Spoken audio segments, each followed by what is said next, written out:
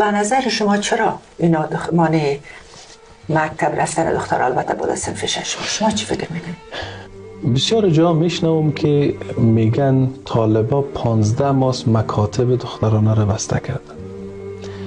ظلم طالبان بالای بانوان افغانستان علل خصوص در بخش تحصیلات و یعنی مانع شدن اونا برای رفتن دختران به مکتب 15 ماه نیست، 28 سال است که اونای ظلمانه. سوختاندن یک نسل و به یک ترتیب نابود کردن یک ملت است که باز اون ملت، چون این مادران هستند که تربیه میکنن یک نسل، وقتی که مادران نتوانند تربیه درست بکنن، اونا نتوانسته باشند به مکتب بدن، بدون شک نسل سرباز مفتی برای این ایدئولوژی های متخاصم و ظالمانه میشه.